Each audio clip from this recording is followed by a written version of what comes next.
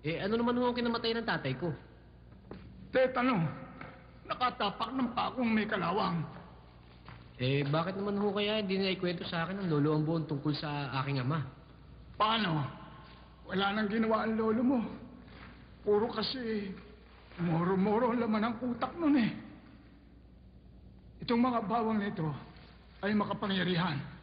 Itong asul ay pumuputok pag hinagis sa mga aswang. At ito naman dilaw, pag naisubo sa bibig nila, sila ay masusunog at magiging abo. Tanggapin mo itong mga bawang nito. Ano ang gagawin ko sa mga bawang nito? Ano pa? Di pa lalaban mo sa aswang. Patay na rin lang ang tatay mo, di ikaw ang papalit sa kanya. Ba't naman ho ako? Marami naman dyan si Lolo Ambo, o si Kiko, yun na lang ho, huwag na ako. Hindi sila pwede dahil wala silang dugong mandirig mga katulad ka, Luis. Ang isa pa, ayaw mo bang sumikat ka? Natatakot ho ako Kapag nilinok mo yan at shoot mo yung pintas at sumigaw ka ng Commander Bawang, ikaw ay makalilipad. Magiging superhero ka. Walang kalaban-laban sa iyong mga aswang. Nasaan yung pintas? Binigay ng tatay mo kay Padre Sebastian. Hindi ko naman alam kung saan nakagilapan ng pare niya. Ang mabuti pa, lumakad ka na. Bumalik ka na sa Matambato. Oh, sige, dalhin mo ito. Ito pa. At ito naman, ang magiging means of communication natin. Sige, lakad na. Sige ho. Totoo ba ang sinasabi ninyo, Mang Ambo? Hindi ko nagtitiyak, pero malamang. Huwag niyo sabihin naging biktima ng aswang ang anak ko. Maaari. Ang anak ko. Hanapin natin siya. Hanapin natin ang anak ko. Tulungan ninyo ako. Hanapin natin ang anak ko. Uminahon mo kayo, Aling Sebia. Baka nayaya lang ng barkada. Oo nga, Aling Sebia. Baka nagtanan. Sumama kayo, di. Pero, asa si Nestor? Si Peng? Si Dedo? At ang mga kabataang nawawala kagabi? Nabiktima kaya sila ng mga aswang? Paano pinatay ang matanda? Hindi gawa ng pangkaraniwang tao yon. Sigurado, aswang ang may gawa nun. Kaya dapat nating lisanin ang Matambato. Saan naman ho tayo pupunta? Sa bundok ng Batong Buhay.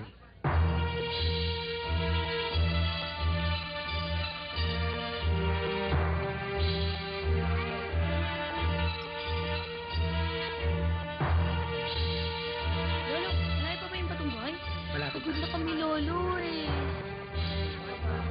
Konting tiis mo. Laro ng ating kaligtasan. Trinidad, nagsilikas na ang mga taong bayan.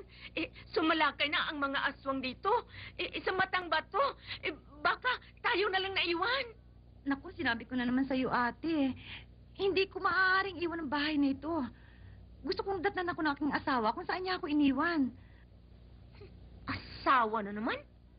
Pambihira? Delikado na ang kalagayan ng buhay mo. Si Ana naman ang iniisip mo? Kinuho ko.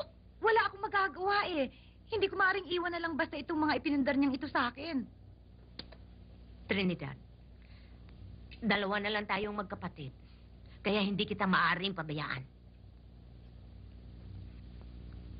Kahit pa isalbinsan ng mga aswang. Hindi kita iiwanan. Hindi ka mag-iisa. Salamat, ate. All for one and one for all. Agreeable ka? Bow.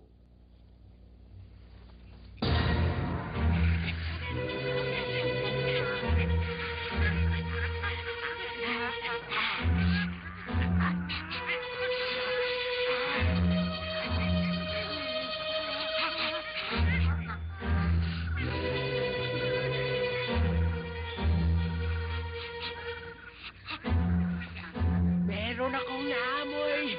Mukhang maduduguan na naman ang aking uso. Wangbok! Wanggol! Lutang! Leskel! Leskel! Desa! Tapa! Attack!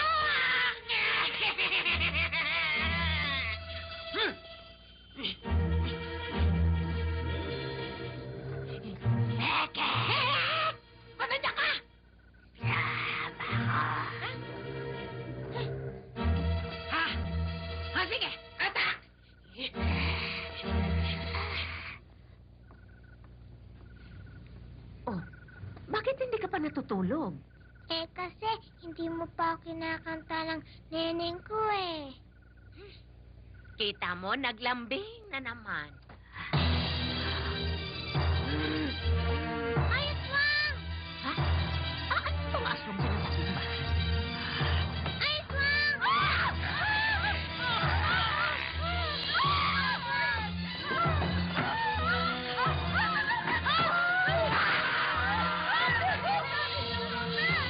Tulindig, dali! Dito ka! Tulindig!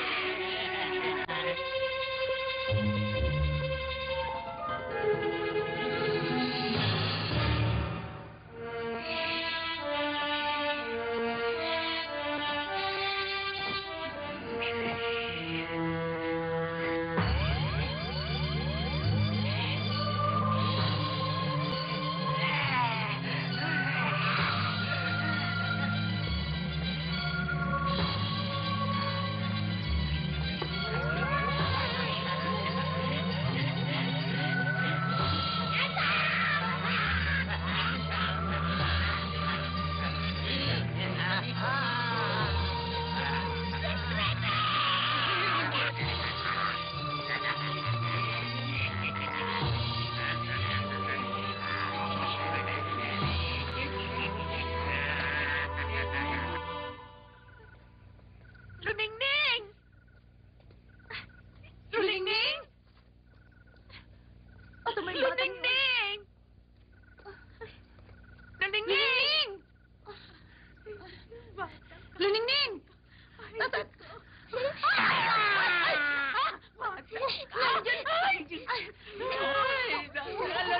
Nandiyan ka lang pala.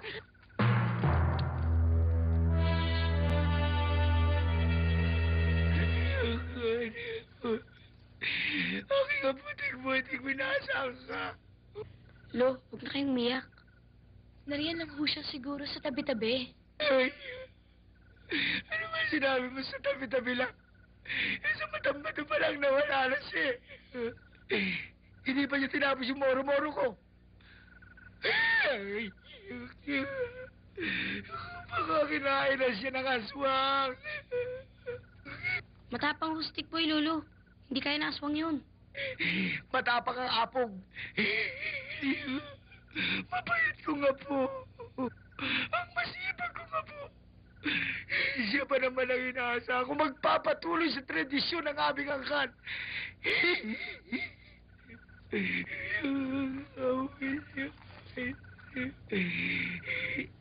Babalik ako. Hanapin siya. Hanapin ko aking apo. Babalik ako. Lolo, wag na. Kayo na rin ang nagsabing kailangan lisanin natin ang matang bato dahil delikado. Paano, Stick Boy? Pababayaan ko na lang ba siya?